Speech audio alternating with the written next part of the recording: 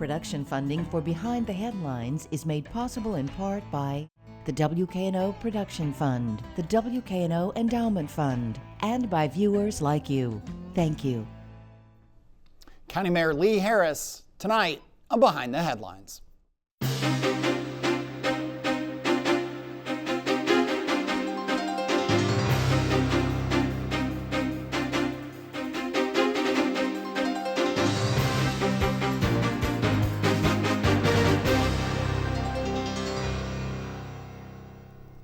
I'm Eric Barnes with the Daily Memphian.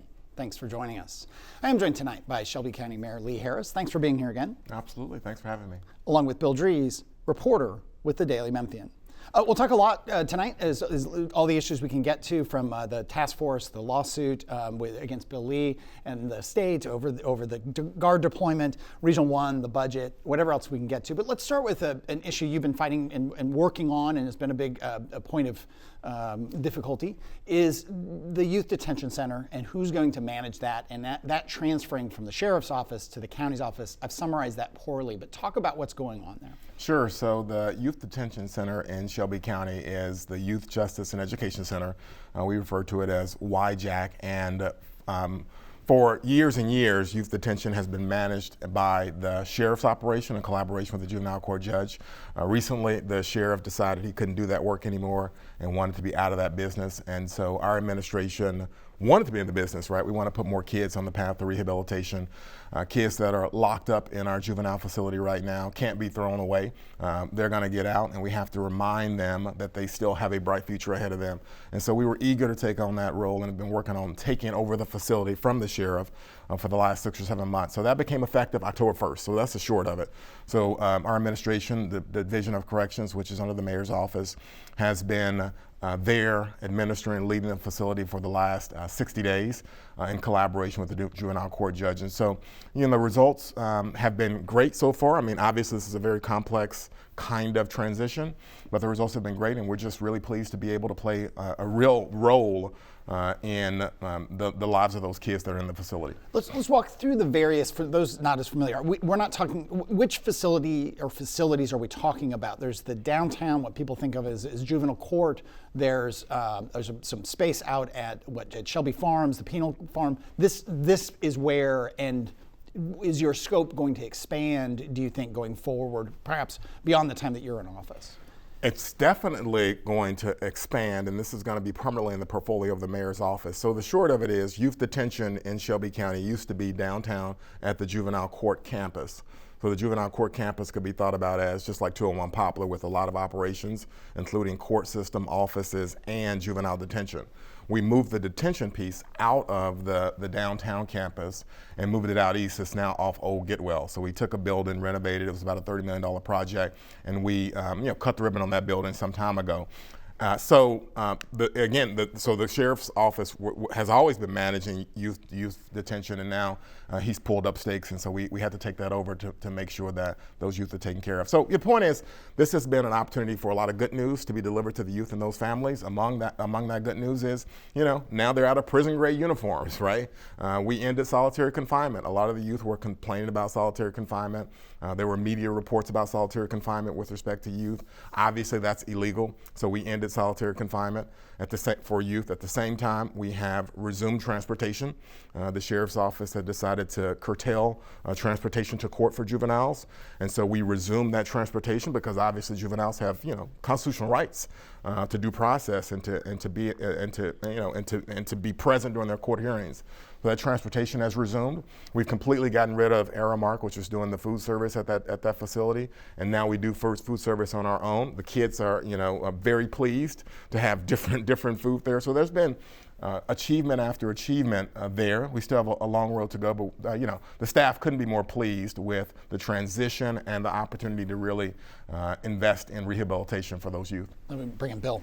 And Mayor, you have corrections officers who are doing this, who normally in the past have worked at the corrections center, and it's not as simple as just putting them with children. There's training involved. Right? 100%. So this has been a 6 months of, 10 months, about 10 months of intensive process. We have we have an ad hoc committee, obviously devoted to this work, plus additional working groups that, like you say, do parts of the work. But the start of it is retraining our corrections professionals. And so we have done that, and now we have the ability to also train additional folks as part of the staff. But as you say, the youth have to be treated in a certain way, and the ratios are different. And a lot of the rules and a lot of the contexts are different. As I say, solitary confinement is illegal for youth in detention. And so we've done all that. We've also added about 148 positions to the mayor's complement in order to administer this, and obviously this costs millions and millions of dollars. The sheriff, of course, didn't relinquish a significant amount of resources in order to make this transition happen, and so we had to go to the commission to get the resources to pay for the personnel to make the transition a reality. You talked about transporting the children who are here to court hearings. Is it possible to have the hearings there at that facility? So there are a lot of operational improvements that we are making. And so one of them is, like you say, to make sure that lawyers and some of the judicial officers are able to conduct hearings out there. We've already done some renovations to make sure that there is space for lawyers and their clients, the children, to actually meet at the facility. And so that's been an immediate improvement. We have some more work to do, like you say, to make sure that some of the courtroom process can take place at the facility, but it's never going to be sufficient. And it doesn't matter if the hearing is downtown or at Old Getwell in one of our swing spaces. We've got to make sure that kids are present for their hearings. And so we've resumed transportation, and that's fine, and we think we can do that. So just a lot of work they're done. And by the way, hat tip to the corrections professionals, because they just got their inspection of their kitchen, because we cook meals ourselves, and they got their inspection of their kitchen from the health department recently. They got a perfect score. Not many restaurants in the city of Memphis get a perfect score, but we got a perfect score at our youth detention facility, and we're pretty proud of that.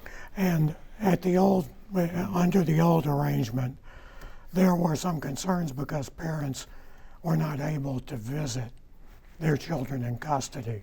Has that been cleared up? So absolutely. So we've resumed visitation. That's very important, and so we take visitation very seriously. And so we have more opportunities for visitation at the adult facility, which is usually known as the penal farm, which is at Shelby Farms, and we've expanded opportunity for visitation at the youth detention facility as well. Just a quick couple, just about how many kids are we talking about? Well, right now it's actually gone down. We're usually considered a mega facility across the country, and so it is not uncommon over the last year or two for us to see more than 100 kids in the facility. That is a huge amount of kids, and there are not many facilities around the country with that level of count.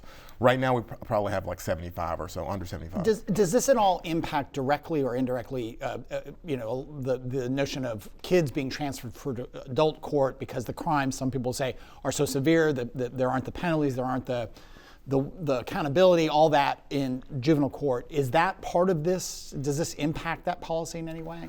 I don't think it impacts that in any way. Sometimes you see some laws passed out of the state that could grow the youth detention population. Yeah. And so there was a blended sentencing law passed, and there are other kinds of things that are passed that could grow the population. But most of those changes are are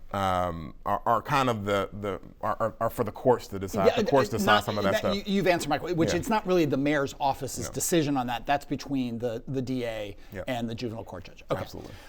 Let's stay with law enforcement. Obviously, the Guard and Federal Task Force, Memphis Safe Task Force, however you want to refer to it, has been in town now for a couple of months. I have no sense of time. You, as county mayor, have sued Bill Lee, Governor Bill Lee of Tennessee. There's a court fight about calling the National Guard deployment illegal. One, give me the quick where does that stand, but more importantly, what is your overall take? We've had a lot of elected officials on since the task force arrived. What is your take on the various parts and pieces of the task force, which is not just the Guard, it's many other different initiatives? So big question, answer that. Well, so I've always supported increased law enforcement presence in Memphis and Shelby County. And so we protested vigorously when Governor Lee decided to pull the TBI lab, which was a vital asset here, out of Memphis and move it elsewhere in Tennessee. We fought hard when Joe Biden moved the FBI field office out of Memphis and moved it elsewhere across the state. We protested when funds were cut by the Trump administration with respect to our gun violence intervention program. So we want more investment and have vigorously advocated for such. However, and with respect to the National Guard, just to put it shortly, that's the military.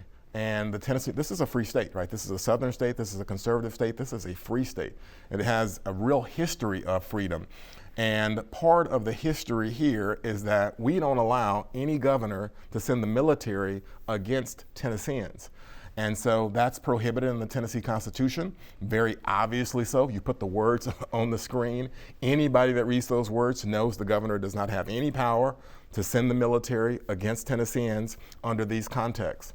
State law, at the same time, again, prohibits the governor from sending the military against Tennesseans in this context. So we believe, based on state law, based on the Constitution, based on Tennessee's history, that the military should only be used for foreign adversaries or in the case of rebellion. That hasn't happened here. And so it's, I'm a law professor, I'm a lawyer. I cannot countenance a governor, any governor, Republican or Democratic, flagrantly violating the rule of law in front of us. And so the lower court, the local court, has already determined that the governor does not have the authority to use the military against Tennesseans, and now the case is on appeal. Let's switch, and then I'll go back to Bill. You talked about welcoming a lot of different parts of law enforcement. What is your take on what ICE is doing here? Well, the ICE thing is very troubling, and the comments out of the federal administration, out of the Trump administration, are troubling, even more troubling still. I think this week he called a lot of immigrant families garbage, and he has made it known that he is willing to do whatever it takes, whether legal or not, in order to execute whatever his priority of the day is. And so the ICE's presence is troubling. We've reached out to some of those representatives to try to see if we can have a conversation about creating some safe zones for operations, including, we think it should be schools, it should be churches and places like that, because I've brought countless voices to the table to talk about the paralysis that the Latino community primarily is under right now with the presence of ICE and the various anecdotal accounts that racial profiling is probably happening. Do you think, before I go to Bill, do you think City Mayor Paul Young has handled this well? I'll let him speak for himself. I mean, I think that, we'll have plenty of time to grade everyone on this when it is all over, if it is all over. And that depends on how we respond. Bill. Also, Shelby County is involved in this. I think a lot of people see the involvement with police, but your administration has some interaction with that task force, correct? Oh, lots of interaction, yes. So, do you have the same problems getting a clear picture of everything that's going on that we in the media do? I think all of us probably have about the same information, and so I would like a lot more. As a lot of folks in the community know, I've called on the leaders of the operation and Governor Bill Lee to give us more information around the demographic information of those that have interacted with the task force personnel, because there's been just too many anecdotal accounts that this is racial profiling.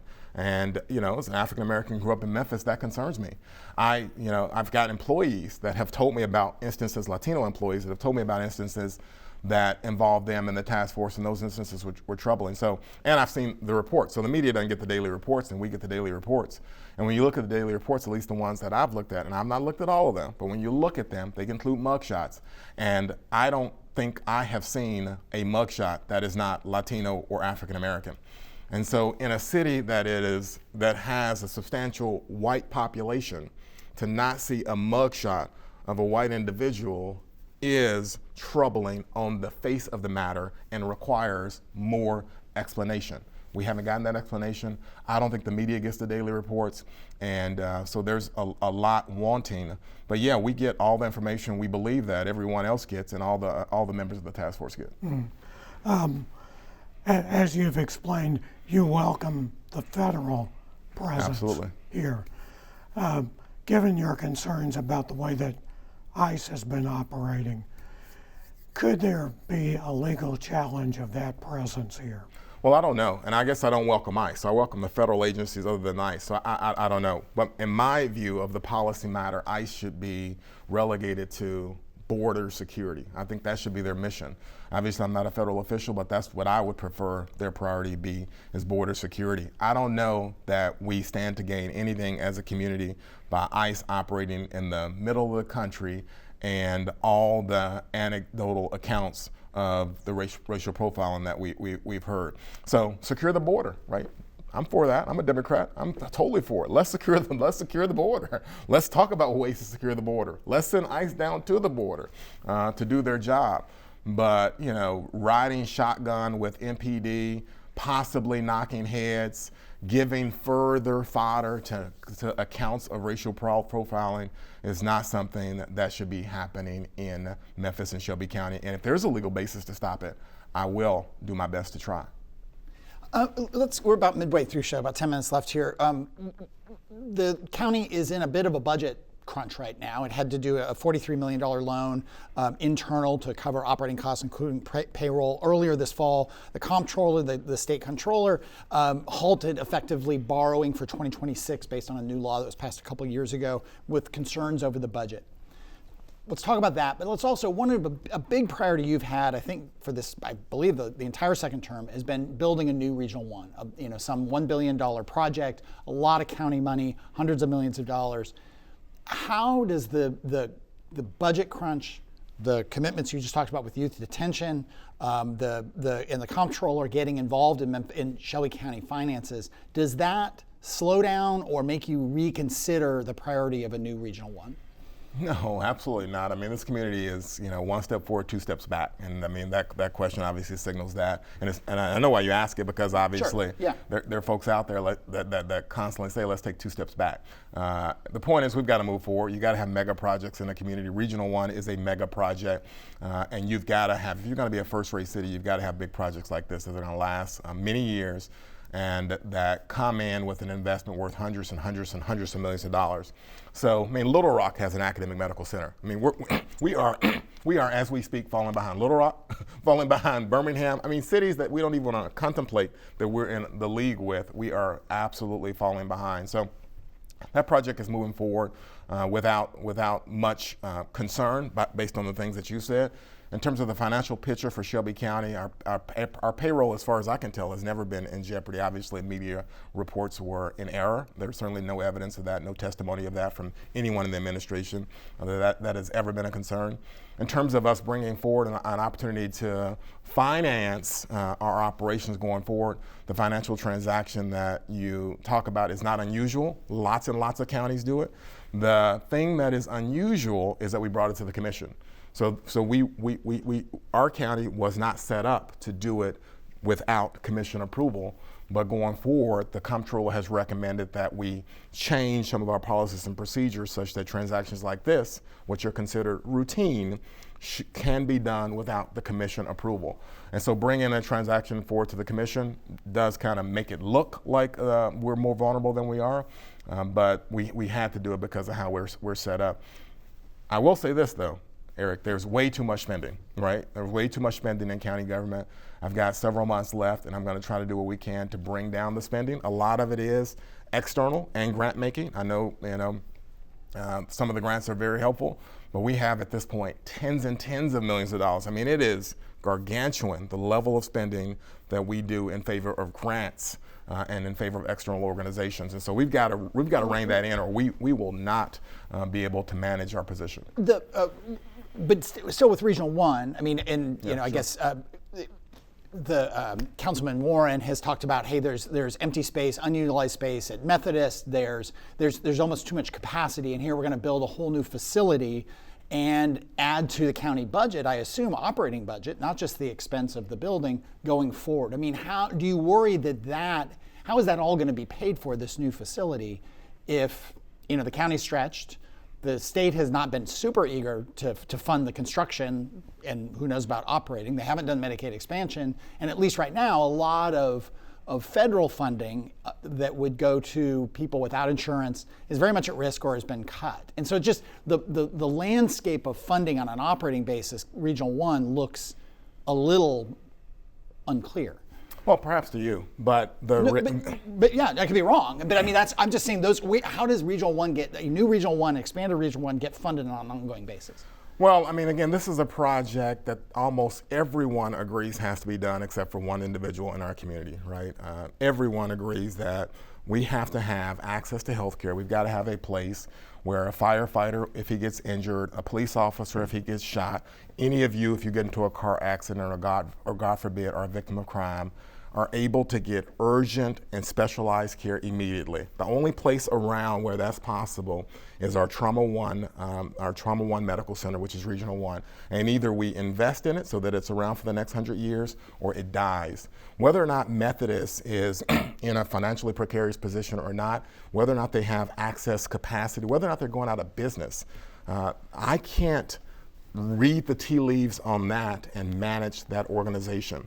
I have to manage the asset that Shelby County owns, which is Regional 1, and I want to see Regional 1 thrive, and I know the best way to do that is to invest in it. And I'll leave Methodist and its troubles and all the things that are driving this pressure from them to continue, but it's not gonna stop us. And let me say, then let Bill do the end of the show. I mean, I have my own story of my father was hit by a car when he was in Memphis. It was his fault. Amazing treatment and just care, and he was up and running and skiing like a year later at 70 years old. Like everyone, I have not talked to anyone who said, "Oh, Regional 1 isn't worth investing in." It's just the finances, I think, are kind of murky. That is what I kind of poorly said here. And we've had Reginald Cooper on, the president of the CEO of Regional 1, and we'll try to get him back in the new year. But Bill, go ahead.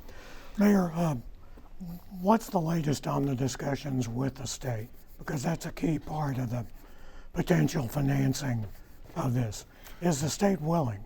Well, I don't know. So they'll have to speak for themselves, but we're working really hard to make the case that this is a statewide project and has statewide implications, that there are hundreds of millions of dollars in research grants alone that are at stake as this project moves through the pipeline. At the same time, all the county mayors across the state have written a letter in support of this project. And so we continue to tell that story and to meet with state officials, and hopefully we'll get their support. But leadership is done in the front, right? It's not done, and it's a movement, right? It's not done by waiting. And so we don't intend to wait. As you know, this will become an anchor in the downtown area. It'll be the gateway, at least in terms of Union Avenue. And it'll also be an anchor for Beale Street, which is a street that is the heart of our entertainment district that we want to bring back to life. It is not alive right now. If you go down to Beale Street on a Friday night or Saturday night, it is dead and dying. And one of the reasons it's dead and dying is obviously the task force, but also because we're not bringing enough in terms of assets to that particular area. Regional 1's rebuild represents a game changer for the entertainment district because it would sit on the backside of Beale Street, and so you'd have another anchor tenant, and at the same time, it would be an incredible mega project that serves as the gateway to downtown. So, in essence, it's an expansion of what's now the entertainment district between 2nd and 4th. It's certainly an expansion of the activity and the safety that's associated with the entertainment district and downtown. Right now, if you think about the folks that care a lot about downtown and have the capacity to do something about it, it's the Grizz. I mean, the Grizz are the biggest player downtown. FedEx Forum, that's the biggest player downtown with the capacity to do something in terms of what's going on downtown in our entertainment district. Regional 1 would be an additional complementary asset to some of that because it is a mega organization, and it would be at the end, sure, it'd be a few blocks up, but it would have a Beale Street, it would have a Beale Street address and own property on Beale Street, and it'd be a 24-hour-a-day presence of professionals and others coming in and out. And so I think it adds security to what we think about as the downtown, and security is one of the things that has always stressed people out and reduced the number of people that go downtown. So that's what it does, and we got to bring downtown back. We got to bring Beale Street back. It is not back right now. Okay, back to finances for a second. Your administration had actually gone to market or had approval for the bonds that you needed before the state controller came in. So did you see that this might be coming? their action? No, the non-approval of the budget was based on some technical things that we should have done, and we've addressed those things. So there's no reason for us to anticipate anything like this happening again. Okay, and the state controller endorsed the transfer, the interfund transfer, and all of this. The comptroller considers the transaction routine, and the only thing that's non-routine about the transaction is that we brought it to the commission. I think that's all the time we have. We could talk about much more, but we'll get you back in the new year. We appreciate you being here. Thank you, Bill. If you missed any of the show today, you can go to WKNO.org, the Daily Memphian, YouTube, search for Behind the Headlines, and you'll get the full video and audio. Recent shows have included Interim Superintendent Roderick Richmond, Justin Pearson, Steve Cohen, and we've got shows coming up on my phone and accounting services. Thanks very much, and we'll see you next week.